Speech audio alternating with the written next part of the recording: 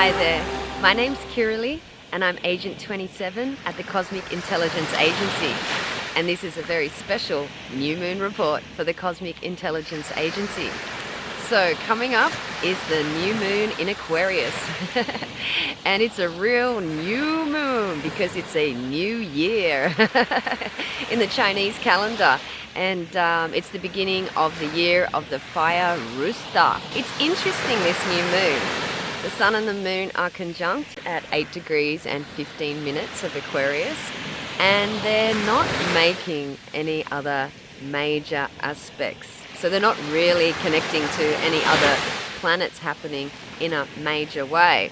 So in a way we could just say it's just the sun and the moon in Aquarius, and that's very powerful. And if we look at it in a more mundane way, that's the moon representing the general public and the sun representing the king in a more traditional way. And already we've seen in the last couple of days a massive meeting of the people, you know, in Washington Square and the king. They've met. So interesting, because it is Aquarius. It's the sign of the revolution. It's the sign of breaking down the status quo to bring in the new order. It's a visionary sign that looks forward to a better society, like a utopian vision, a utopian dream. So Aquarians are renowned for being original, unique in the way that they express themselves. They're not the ones to follow the crowd. They'll stand out and they'll say, I have a new idea. And most people will be like, what are you even talking about? And by the way, what are you wearing? And it's amazing because their ideas are the future. They plant the seeds of the future. It's like they have some kind of telepathy going on with some kind of off-the-earth galactic force, because they get ideas, they get them fast, they get them out of nowhere seemingly. Their minds are fast, they're very sharp, they're able to think outside the square and dress outside the square. And yeah, and they look beautiful. They really look beautiful, standing in their presence, in their individuality and their uniqueness. So this is the feeling for the new moon for Aquarius, you know, to try something different, to break the status quo. So we're seeing this on a mass global level too. We're seeing that a massive sea of people, care of all that Neptunian energy, are gathering in the spirit of dissent, you know, saying we're not going to take this, we need change, you know. So we're gearing up for a big year of people power and people driven movements to create big shifts in society for the better. And it's so beautiful that the message is coming through at this point, strongly rooted in the women's movement. Now, I spoke to all of you at the full moon in Cancer, and I thought it was a very auspicious full moon in Cancer, and I celebrated this is the rise of the feminine in her power as a leader. And I encouraged you all to take your power in the feminine. Doesn't matter where you are on the gender spectrum. I'm talking to everybody to channel the divine feminine and heart consciousness and stand in strength and power with love, with intelligence, with wisdom, with beauty, with all that the feminine brings, you know, and make a really strong stand and an alternative stand to the old, worn out, rotting, corrupted, patriarchal leaders that we see, you know, with a lot of power, who aren't guiding the people in any way that is faithful to the truth or faithful to the highest potential of society or for any of us, so that we may live the best life we can live, you know. So so beautiful that within, like, I don't know, 10 days or something, we see this massive movement of women, the biggest protests in history in America, with all those women and supporters of the women. So it's an exciting time where lots of social discontent is fermenting, but with all these planets in Pisces, it's really coming through this ray of love. I've seen so many placards and people are calling out for love, and I'm like, yes, this is how we stand as women. We are standing for our hearts, the truth in our hearts, the power in our hearts, that we feel, that we are empathetic, we are compassionate, and we are strong and wise in that. We need to guide our societies, our cultures, our families, ourselves back to our truth and our strength. So quite amazing. Aquarian new moon, energy's getting starting the new year, the year of the Fire Rooster. It just helps us with that energy to want to stand up and give us a lot of energy, a lot of charisma to do what we need to do. Very determined, very resilient is the rooster. Yes. But interestingly as well, this Aquarian new moon, even though it looks like it's not connecting with the other planets, you know, it's doing its own thing in its own way. Thank you, Aquarius. It is making an interesting set of minor aspects, and I'll talk about that now. So there's a semi-square going out from the Sun and the Moon to Venus in Pisces at 24 degrees. And there's also another semi-square going out from the new moon to Saturn in Sagittarius at 24 degrees. And Saturn and Venus are forming an exact square to one another. And this is it's a minor aspect, but it's worth mentioning because it's showing up in such a neat pattern. And even if we look again, we can see Jupiter's in on the action. You know, Jupiter's there forming a quincunx to Venus and a sextile to Saturn. So Jupiter's actually amplifying this mini or minor situation going on, so it ain't so minor, you know. So yeah, these minor aspects with the square are renowned for creating a sense of irritation, you know, or irritability. So we might feel this on a personal level, or it might be something that's getting reflected at a global level. Let's have a look at this on a minor level, okay? So these are the kinds of irritations that come from really petty things. Little things start disturbing us, you know, and we get a little bit stuck on the little things. So it's good just to get their heads up about this and realize, like, this is like this energy. It's in its like potential. It's energy that's just trying to give us a little bit of a push. It's saying you can't stay in the same habits. You can't stay in the same way. Like, you need a little bit of a push to get you going, and the universe is just going to irritate you a little bit just to get things moving. So in a way, at this new moon in Aquarius, we might start to feel a little bit of stress and pressure around, and it's all air sign stuff, so we can get a little bit frazzled mentally or in our nervous energy. So take it as like, okay, I need to make some adjustments, I need to make some changes, I need to put some effort in, I need to get more conscious around what these little irritabilities are, or why I can get peeved at this point, or why such a little thing can turn into, you know, storm in a teacup for me. So storm in a teacup is a good example of this, you know, making a big deal out of something that's really little. So yeah, so this is just the push we need. Saturn in Sagittarius, square Venus in Pisces, is interesting because in terms of the way I introduce this talk, if we're looking at, say, a women's movement, you know, centered in heart chakra consciousness, universal love. Saturn in Sagittarius is like the Hierophant, you know, the inner priest or the inner priestess, the synagogue, who's looking to us to stabilize this passion that we've been experiencing, stabilize it and ground it. So we're going to have to put the work in somehow.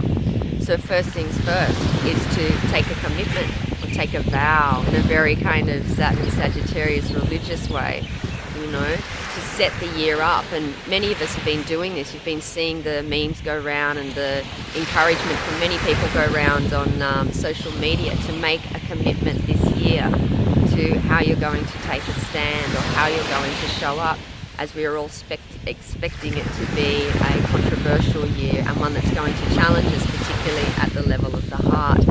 So to take a stand, to make a vow, take a commitment, also to implement disciplines, you know, and with Saturn in Sagittarius always favouring austerities.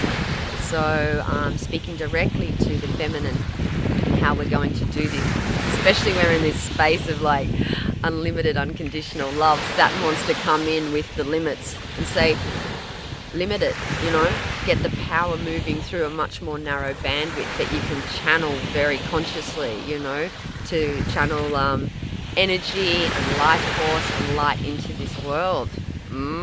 So that's an exciting square. That's a good task for us all to get started on. And Venus is conjunct Chiron in all of this. So there's this real sense, you know, the wounded healer shaman archetype of the feminine. This is such a powerful time for the feminine, for the women's movement, for healing. So we can see that, you know, just to celebrate how many women came out on the streets over last weekend. And it's like such a powerful healing, not just for each and every woman and those that support her on the ground.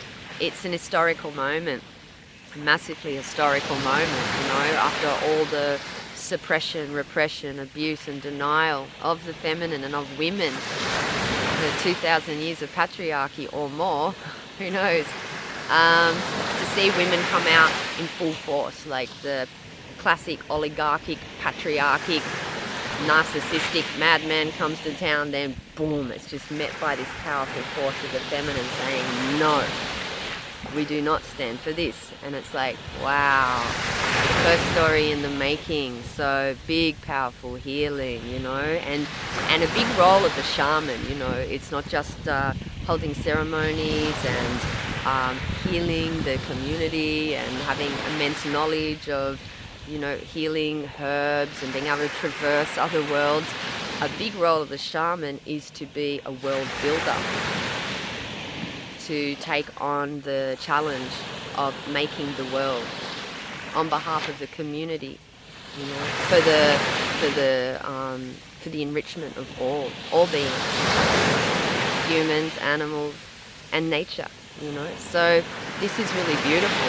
So there's a lot of pressure on the feminine right now to really stand up and to really take the challenge, and there's a lot of healing in this, and there could be a lot of like friction around it too, with these aspects, and that's directly linked to this new moon in Aquarius. So of course, new moon in Aquarius, we're thinking outside of the square.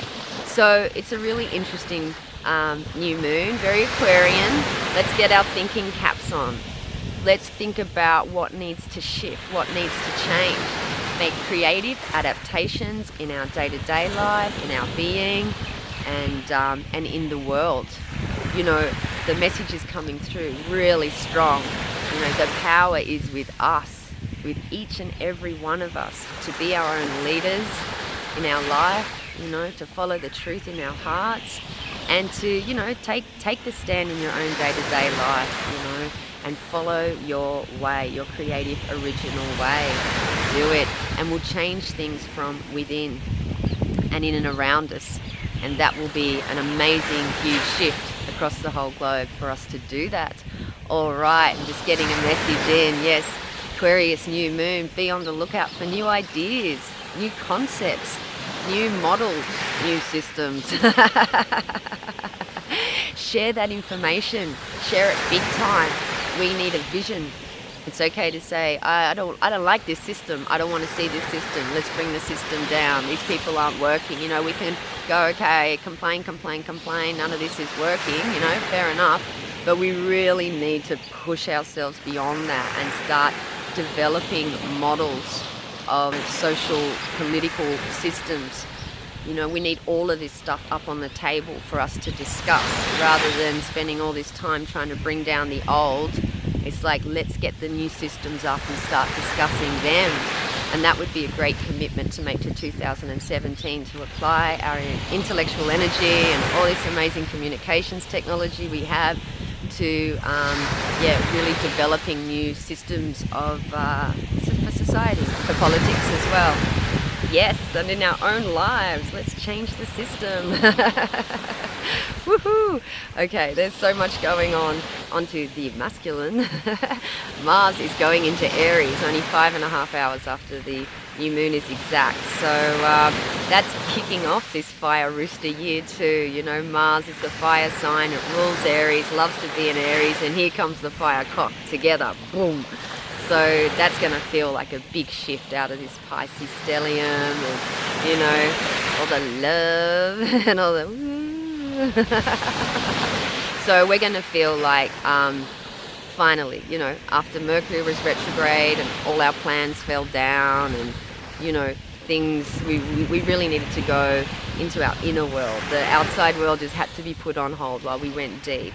And even when we came out of it with all the planets in Pisces, it still kind of felt like, what's going on the external levels? No, things aren't really working. I can't quite be as effective as I want to be. Now with Mars coming into Aries and the rooster year kicking off, cock-a-doodle-doo, here we go, get up, it's the new dawn. People will be up, at 'em, doing things, moving, feeling a lot more effective, a lot more powerful in their actions, going for it, you know. So that's an amazing way to start the year, to kick off 2017.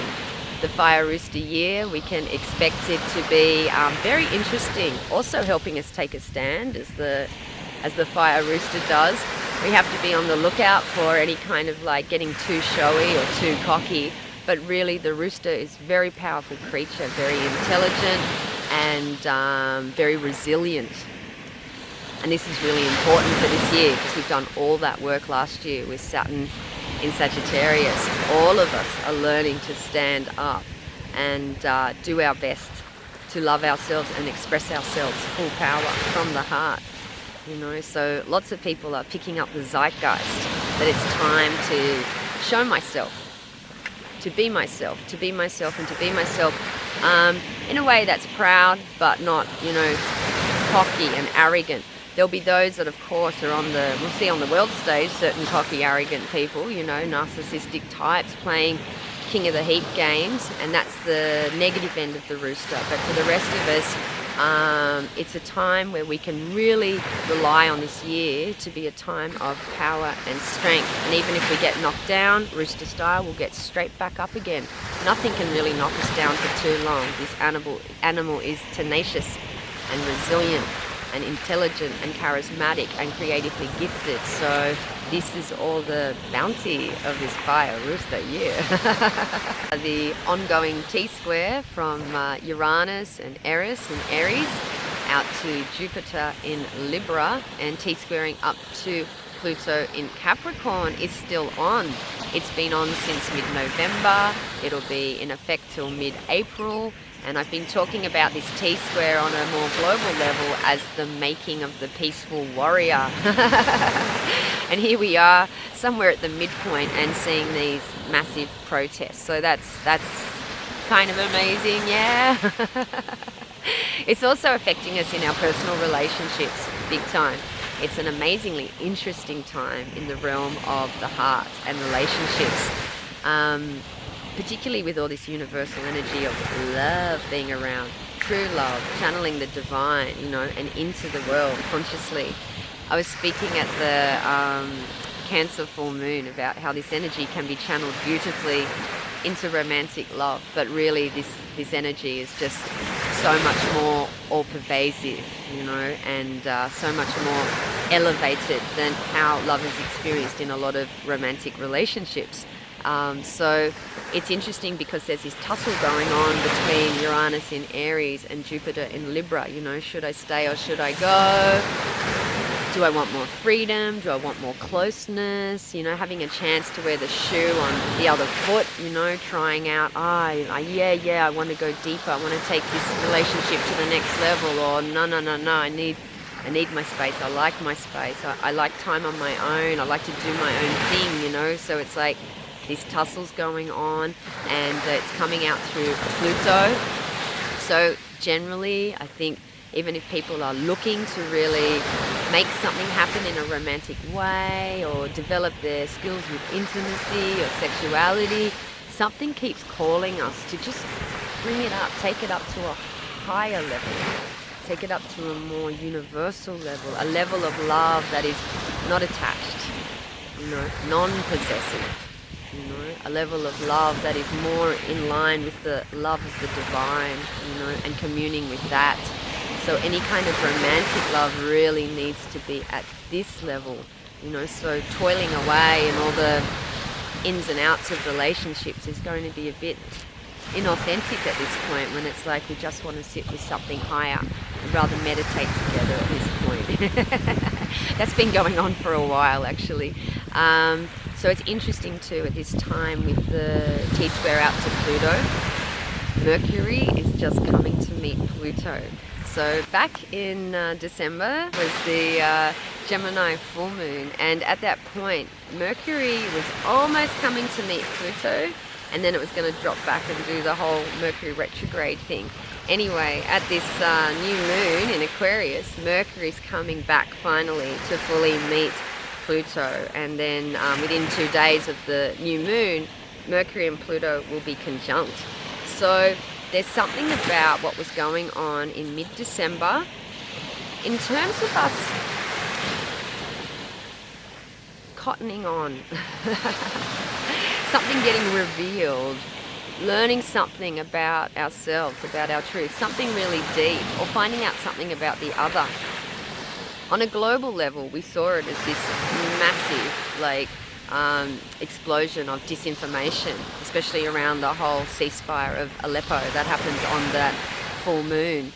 And we're so aware on a global level of all the fake news and all the misinformation, and people have really cottoned onto now, like, okay, I can't read anything anymore until I check out the sources. I need to go discuss things with a lot more people and find out a lot more before I take any information on, you know. And I'm starting to want to work a lot more consciously with my own system for being able to acknowledge truth versus lies. So becoming more and more aware too, and I talked about espionage and spies, and then that whole, you know, scandal erupts and all the blaming of the election results on Russia and blah blah blah blah blah, all the misinformation, disinformation. And then we realise, yeah, all the information starting to come out about how many countries have spies in each country and how everyone's spying on each other and blah blah blah blah, you know. So then Mercury went retrograde, and we're finding out a lot. And now Mercury's coming back to Pluto. So on a personal level and on a global level, something should really come to light. Some information that should really come up from the underworld, as if like it's been hidden. Secret information, something to be revealed. So like I said, we could experience this on a very deep internal level. We could have an awakening, a breakthrough where the penny drops and we realize something that's been fermenting through our own shadow, you know, that unconscious side of ourselves, the part that we don't know about or have disavowed or disowned or denied or oppressed for so long, the parts that we've shunned because we didn't like them in ourselves, you know. And maybe this is coming up for us to fully go, I get it, you know. And it's like, you know, become much more integrated person, you know, able to operate from a deeper place of integrity and truth within. And also on a global level, we should really see people rattling the cage, just going, nah, this is the truth, and breaking the shackles, you know, freeing the mind and going, we've got it. It might not be pretty, but we've got it because it's Pluto. So yeah, very, very powerful time on the individual level and the relationship zone and on the social political scale. So I think that will do for now. Thank you so much for tuning in to this new moon report for the Cosmic Intelligence Agency. If you're interested in an astrology reading with me, you are welcome to contact me on my email address, or if you can find me on Facebook, I'm at Kiralee Cosmic Space Priestess. You can come to that page and personal message me. Also, I'm running workshops for beginners, so if you're interested in that, yeah, have a look at my Facebook page, or I'll leave a poster up at the end of this video.